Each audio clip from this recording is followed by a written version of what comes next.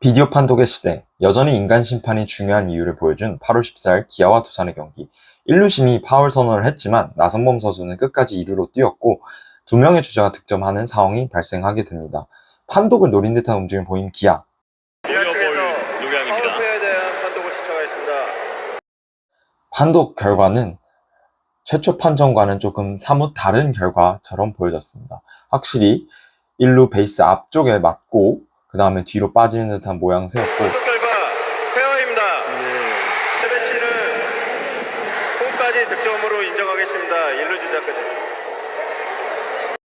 결국 자리를 박차고 김원영 감독은 앞으로 4분 30초여간의 항의를 시작하게 됩니다.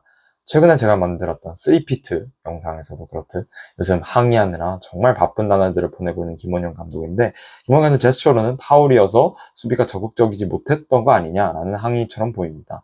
이 영상을 보시면 파울이 선언된 이후에 이렇게 김대한 선수가 생각보단 적극적이지 않은 주루를 보이는 걸 볼 수 있습니다.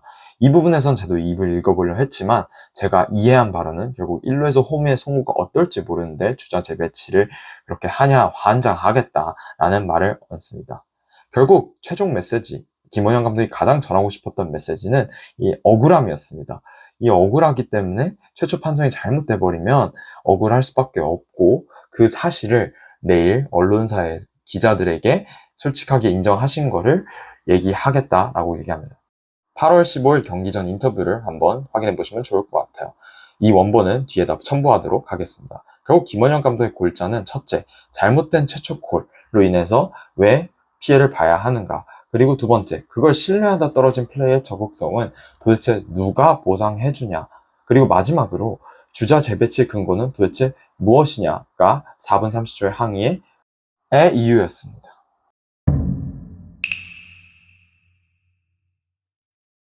잘못된 최초 콜은 비디오 판독을 통해서 더 명확해지고 있습니다. 그걸로 쉽게 정정할 수 있기 때문이죠.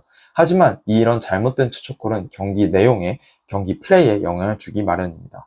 가장 인상에 남았던 경기 중 하나인 롯데와 두산의 경기에서 조성행 선수가 낫아웃 상태인 줄 알고 1루로 뛰려고 했으나 심판의 파울 콜을 보고 다시 배트박스로 돌아온 모습을 확인할 수 있죠. 그러자 한현희 선수가 비디오 판독을 요청을 했고, 판독 결과 배트와 공간의 거리가 멀어 보입니다. 심판의 짝지와 상관없이 선수들은 플레이를 끝까지 하라고 틀림없이 10개구단에 통보를 했습니다. 이렇듯 적극적으로 플레이를 이어간 유강남 선수는 1루로 던져서 낫아웃을 완성시킨 반면, 배트박스로 돌아온 조소행 선수는 결국 아웃 처리가 되고 말죠.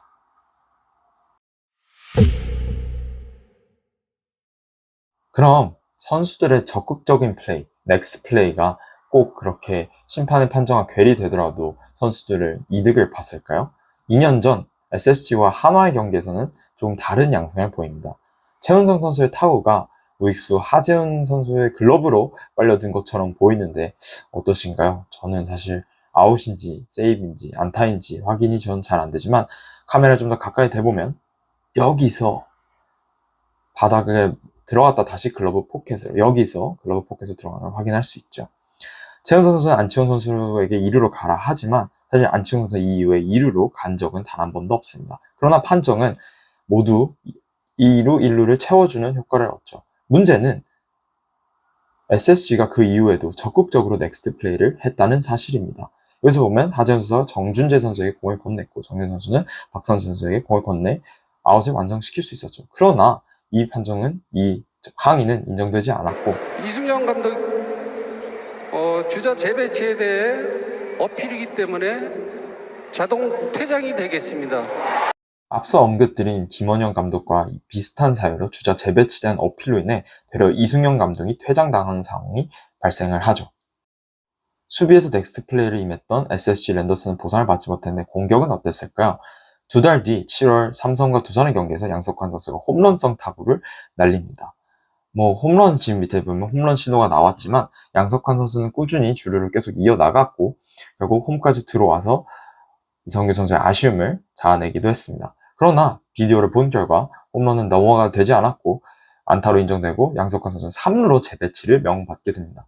그러나 어이가 없었던 것이죠. 양석환 선수의 플레이를 종합해보면 1루부터 홈에 들어갈 때까지 달리기를 멈추지 않고 달렸던 적극성, 넥스트 플레이를 계속해서 이어나갔다는 걸 확인할 수 있습니다.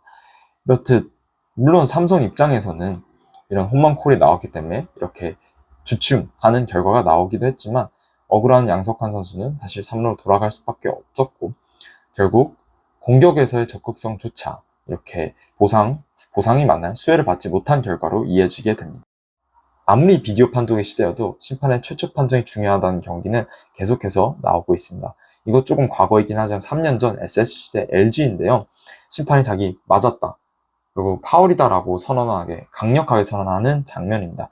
어리둥절한 박성환. 그런데 비디오 판독 결과 사실 저는 이게 조금 애매한 것 같습니다. 제가 뭐 다른 자료를 갖고 있는 것도 아니고 그냥 방송 화면만을 갖고 있는 상황에서 이게 1루수 김민성 선수의 글러브를 맞고 갔다는 최종 판단을 내리게 되는데 결국 이걸로 인해서 1루 주자 한유섭 선수가 뛰지 않고 베이스에 있었기 때문에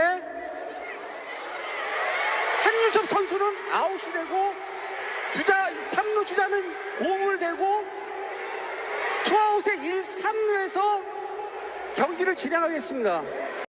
김원영 감독의 SSG 감독 시절이네요. 네. 그렇듯 이 최초 판정이 어떻게 나냐에 따라서 선수들의 플레이가 달라질 수 있고 선수가 주루할 수도 있고 귀루할 수도 있는 이런 선택이 결국 심판의 영향으로 많이 되게 됩니다. 한유서 선수도 억울한 거죠. 왜 내가 아웃이냐라 말할 정도로 그런 것이고 결국 심판이 정확한 최초 콜을 내리지 못한다면 이 상황에서는 보면 한유서 선수 가려고 했으나 파울이라는 신호와 함께 다시 귀루해서 1루를 밟게 되는 거죠. 근데 LG는 페어다 이런 이제 주장을 하는 상황이었던 것이고요. 물론 이 판정은 제 개인적으로 봤을 때 매우 어려웠던 판정 중 하나라고 봅니다. 다만 그 판정 하나가 얼마나 많은 것을 야기할 수 있는지를 보여주는 장면이죠. 결국 심판에 일관되지 못한 판정 그리고 객관적일 수 없는 주자 배치 등으로 인해서 여러 혼란들이 야기되고 있는 것이 분명한 것 같습니다. 일단 심판은 최초 판정을 굉장히 정확하게 적확하게 내려야 되는 의무를 가지는 것 같고 반대로 선수들은 물론 일단 기본적으로 심판을 신뢰해야겠지만 자신의 직감과 심판의 판단이 다르다면 좀 더 과감하게 자신의 직감을 믿고 플레이를 오늘 나성범 선수와 같이 해야 되는 것을 이 사례들을 통해서 확인할 수 있었습니다. 물론 이런 주자 배치는 정말 어려운 판단 중 하나라는 것은 동의합니다. 다만 예를 들어 우리가 홈플레이트 뒤쪽에 공이 끼면 주자 줄루가 어느 정도까지 정해져 있고 아니면 예를 들어 담장이 껴도 마찬가지로 정해두는 것처럼 이런 상황에서 발생했을 때 뭔가 매뉴얼을 만들어 보면 어떨까라는 생각도 들고 더 나아가서 이런 적확한 판단을 내리는 심판들 그리고 그들에게 인센티브를 주거나 포스트 시즌 출전권을 주는 등과 같은 인센티브를 주는 것은 어떨까라는 또 다른 제안을 한번 해봅니다. 여러분들의 생각은 어떠신가요? 여러분의 생각을 댓글로 남겨주세요. 끝으로 김원영 감독의 항의 마지막 부분을 원본으로 남겨드리면서 저는 이만 가보겠습니다. 지금까지 야구렌즈였습니다. 2점을 득점을 했습니다.